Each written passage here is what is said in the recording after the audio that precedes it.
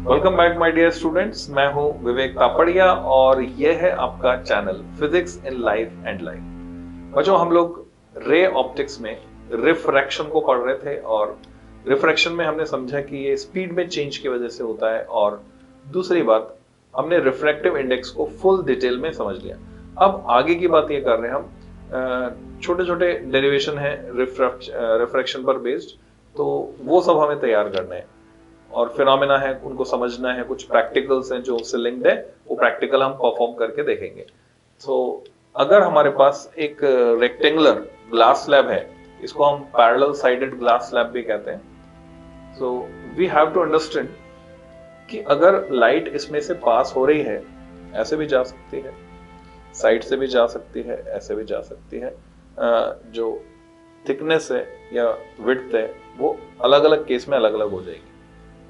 Light अगर इसमें से होकर जा रही है, अगर वो स्ट्रेट जाती है तो उसका पाथ बिल्कुल भी डेविएट नहीं होगा। ये प्रैक्टिकली हम देख सकते हैं, लेजर लाइट से देख सकते हैं, ऑल पेंस लगाकर देख सकते हैं। और अगर वो ऑब्लिकली जा रही है, इंक्लाइंड है सर्टेन एंगल पर, तो उसका पाथ डेविएट होता है। जैसे कि फर्स्ट लेक्चर में हमने देखा भी था लेजर से एक्सपेरिमेंट करके। तो लेटरल डेविएशन कितना होगा, नॉर्मल शिफ्ट कितना आएगा, परपेंडिकुलर डायरेक्शन में रे के रास्ते में जो शिफ्ट आएगा वो कितना आएगा, उसका एक्सप्रेशन हमको डिराइव करना है बच्चों। So let's understand this derivation and practice it. तो ये प्रैक्टिस करना है हमको, ये जो लेटरल शिफ्ट है इसका एक्सप्रेशन डिराइव करके निकालना है, और इसमें थोड़ी बहुत ट्रिग्नोमेट्री भी लगानी है फाइनल रिजल्ट को एप्रोप्रिएट बनाने के लिए। तो इसे समझते हैं हम, आइए।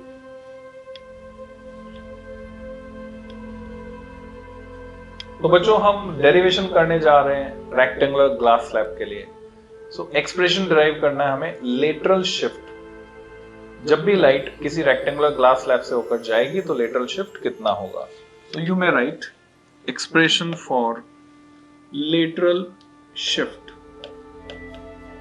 अब लेटरल वर्ड से आपकी फैमिलियरिटी होनी चाहिए। What is lateral? So there are 3 terms, 3 शब्द हैं। Longitudinal, along the length, transverse. अब ये जो अलोंग द लेंथ है, suppose length along this direction है, तो ये लॉन्गिट्यूडनल डायरेक्शन हुई। इसके परपेंडिकुलर ये ट्रांसवर्स है, तो ये लेटरल है। और अगर इसको आप ट्रांसवर्स कहेंगे तो ये लेटरल हो जाएगा। Transverse and lateral are interchangeable, so you have to understand that. So what is lateral shift? Let's calculate expression for it. So suppose मेरे पास rectangular glass slab है बच्चों, जिसको मैं एक rectangle से represent कर रहा हूं यहां पर। This is rectangular glass slab, जिसकी चौड़ाई width of this rectangular glass slab is small t। साथ साथ आप ये डिराइव करते जाएं, आपकी प्रैक्टिस भी हो जाएगी, because practice is necessary for perfection. तो t width की रेक्टेंगुलर ग्लास स्लैब है। इसकी थिकनेस मैंने यहाँ पे नहीं दिखाई है, उसकी जरूरत हमको नहीं है। कोई लाइट रे इस पर इंसिडेंट है। अगेन द रे इज PQ।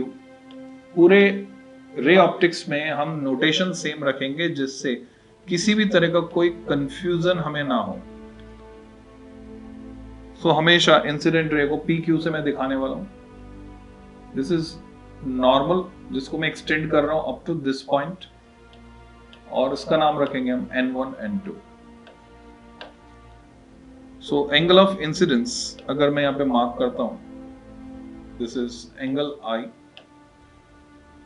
ऑब्वियसली रे में आपको एरो बनाकर दिखाना ही होगा कि रे किस डायरेक्शन से किस डायरेक्शन में जा रही।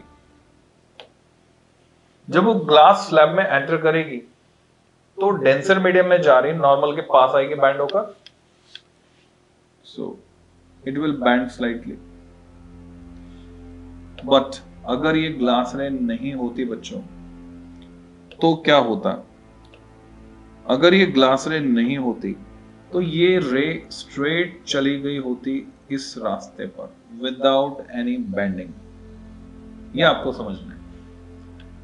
तो ये जो स्ट्रेट पाथ है, जिस रास्ते पर रे चली गई होती विदाउट बेंडिंग, इसका नाम मैं रख रहा हूं P Q and this terminal is T. The path is P Q T, but because of the glass slab रे बैंड हुई नॉर्मल के पास आई, उसने एंगल ऑफ रिफ्रैक्शन बनाया दैट इज आर, और अब सेकेंड टाइम फिर रिफ्रैक्ट होने के लिए तैयार है पॉइंट आर पर। This is point R, here is point Q. जहां जहां रिफ्रैक्शन हो रहा है वहां वहां हम स्नेल्स लॉ लगा सकते हैं, क्योंकि रिफ्रैक्शन में अभी हमने सीखा ही स्नेल्स लॉ जानते हैं, तो क्यू और आर पर हम स्नेल्स लॉ लगा पाएंगे। अच्छा, आफ्टर रिफ्रैक्शन आर से किधर जाएगी, उसके लिए फिर से मैं आर पर नॉर्मल खींचता हूं, हियर इज द नॉर्मल, और इसको नाम देता हूं N3। रे बैंड होगी, बैंड होकर पैरेलल हो जाएगी इंसिडेंट रे, इसको हम प्रूव कर देंगे। अभी प्रूव करता है इसको, उससे पहले जो मैंने रे बनाई है उसको मैं सही कर देता हूं। दिस इज द इमर्जेंट रे which is moving parallel to PQT. RS is the emergent ray. तो डायग्राम बन गया बच्चों। अब लेटरल शिफ्ट इसमें है क्या चीज, वो हमें समझना है। कभी कभी इसको नॉर्मल डिस्प्लेसमेंट भी कह देते हैं। अगर मैं यहां पर इस एंगल को मार्क करूं, this is called angle of deviation delta, जो एक्चुअल में, क्योंकि ये पूरा एंगल आई है तो डेल्टा किसके बराबर हो गया, रेफरेंस साइड आप यूज करें वहां पर आप लिख सकते हैं delta is I minus R, इसके बराबर हो गया। और अगर मैं R से एक परपेंडिकुलर ड्रॉप करता हूं QT पर, इसके इनिशियल पाथ पर, दिस इज द परपेंडिकुलर का जो फुट है वो जहां मिलेगा मैं वहां पर मार्क करूंगा N stands for normal, and Rn is the lateral shift जो हमें पता करना है। So this is the situation. Rn की वैल्यू हमको निकालनी है इन टर्म्स ऑफ I। हमें दिया हुआ है इस ग्लास स्लैब का जो रिफ्रैक्टिव इंडेक्स है that is N with respect to surrounding medium, obviously air. यहाँ पे हम मान सकते हैं ये एयर है, ये ग्लास, तो N is refractive index of glass with respect to air हो जाएगा, या और कोई मीडियम अगर ऐसा क्वेश्चन में दिया है तो ये हमें डिराइव करना है Rn की वैल्यू। किसी भी डेरिवेशन में आप देख रहे हैं हर डेरिवेशन में एक डायग्राम है, तो बच्चों डेरिवेशन में एक डायग्राम होता है, थोड़ी गणित होती है, यानी थोड़ी कैलकुलेशन हम करने वाले हैं, फिर रिजल्ट निकलता है, उसे याद रखना है। So let's find how to get value of Rn। Triangle QRN जो कि एक राइट एंगल ट्रायंगल है, उसमें मैं अगर साइन डेल्टा निकालता हूं तो मुझे Rn अपॉन QR मिलता है।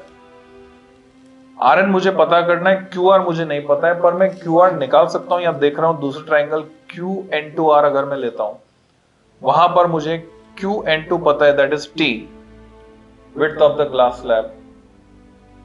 तो मैं cos R अगर यूज करूं क्योंकि वो बेस है, तो QR पता चल जाएगा। तो ये आउटलाइन अगर आपके दिमाग में है तो आप डेरिवेशन में स्टेप्स में स्टेप बाय स्टेप आगे बढ़ते जाएंगे। So let's start. हम लिखेंगे situation is as shown in figure, और उसका हमने शॉर्ट फॉर्म बना लिया अपने नोट्स के लिए, SIT dot dash dash. Now मुद्दे पे आ जाते हैं। In right angle triangle QRN sine delta और साइन I माइनस R, बात एक ही है। अभी मैंने लिखा sine delta is how much, sine delta is Rn divided by QR, this is sine delta, equation 1। चाहे तो डालें इक्वेशन 1, नहीं तो कंटिन्यूएशन में हम आगे करते जाते हैं। बट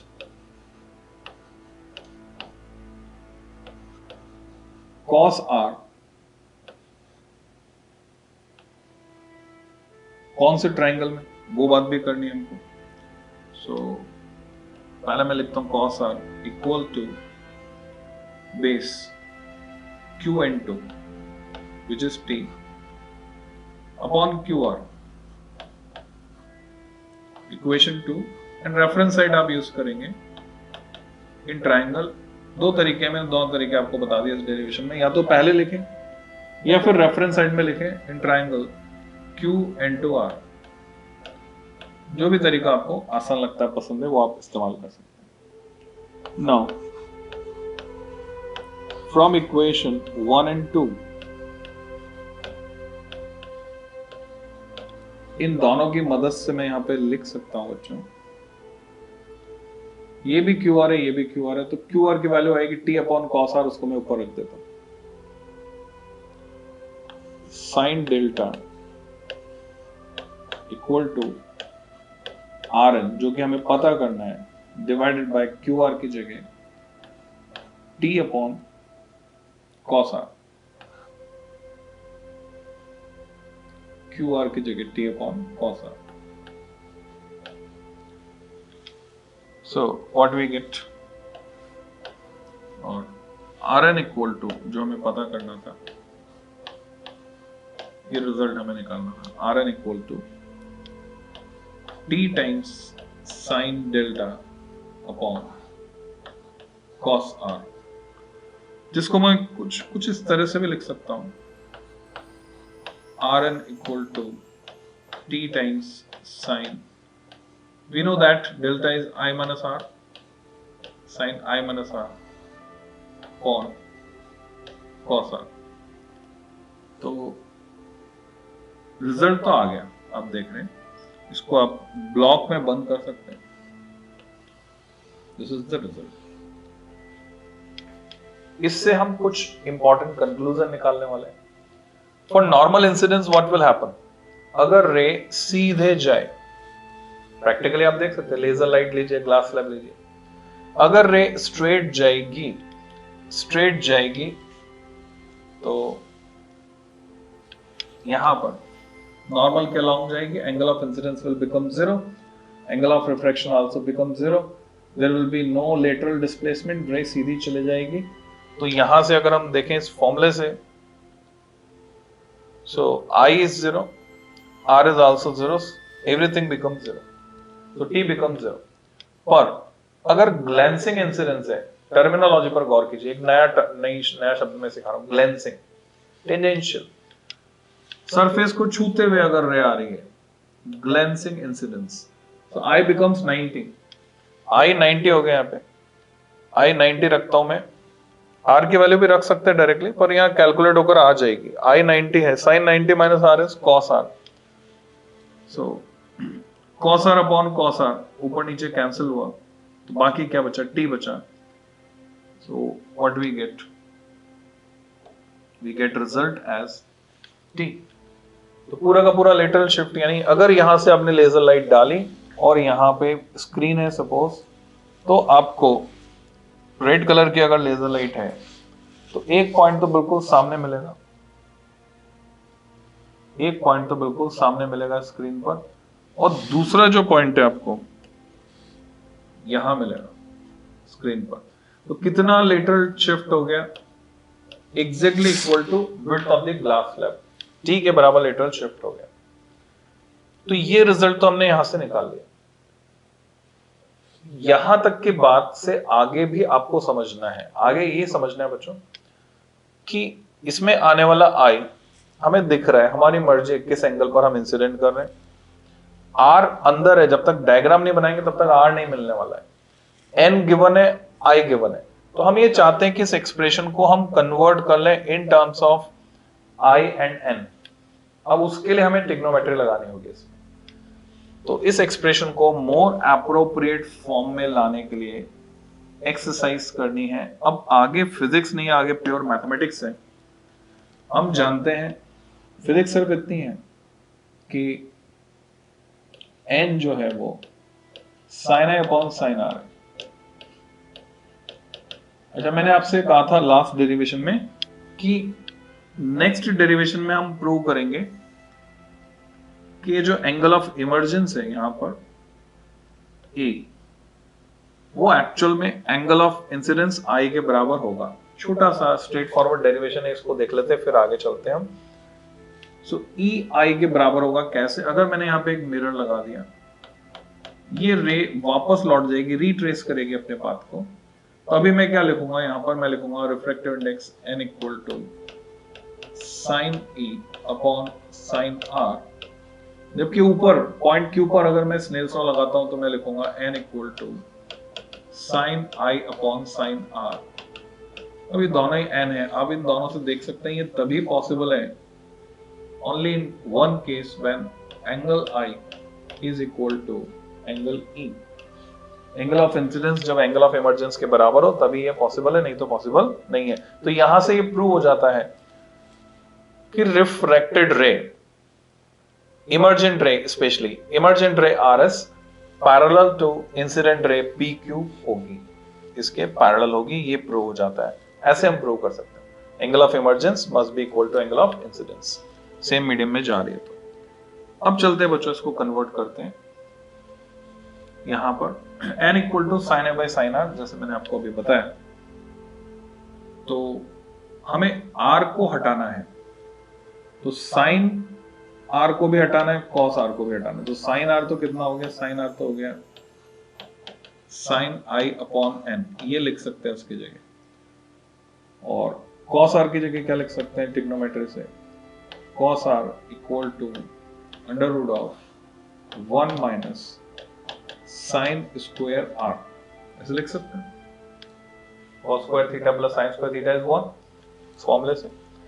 तो मैं इसमें वैल्यू डाल देता हूं, तो मैंने वैल्यू डाली साइन आर की, sine I upon N, so what we get under root of 1 minus sine square I upon N square. इसको ओपन करते हैं और R N equal to T times sine A plus B के फॉर्मूले से मैंने इसको खोला, sine I cos R minus cos I sine R divided by cos R, और T times sine I minus cos I into ten are. ये value हमारे पास है। तो एक्चुअल में 10 की टर्म्स में आ गया और r को हमें रिमूव करना है। सो आपको यहां पर r की वैल्यू रखनी होगी। यहां से कॉस इनवर्स निकाल सकते हैं, यहां से साइन इनवर्स निकाल सकते हैं। तो ट्रिग्नोमेट्री लगाकर यहां कुल मिलाकर आपको किसको हटाना है? इस एक्सप्रेशन में से r को हटाना है using trigonometry. So you must get the final result. This exercise is left for you. तो मैं आप ही के लिए छोड़ रहा हूं। क्या ऐसे सही रहेगा कि हम cos r से डिवाइड करके उसको tan r की फॉर्म में लिखें और यहां से निकाल लें? क्या हमें ट्रायंगल बनाकर रिजल्ट निकालना चाहिए कि अगर ये एंगल r है और साइन r हम कह रहे हैं साइन i अपॉन n है, क्या ये मेथड सही रहेगा? Just do the exercise and find the best method to replace r with I and n in terms of given data and get the final result जो आपको यहाँ पे लिखना है। तो बच्चों, इस लेक्चर में इतना ही, फिर मिलते हैं हम नेक्स्ट लेक्चर में। Till then, happy learning।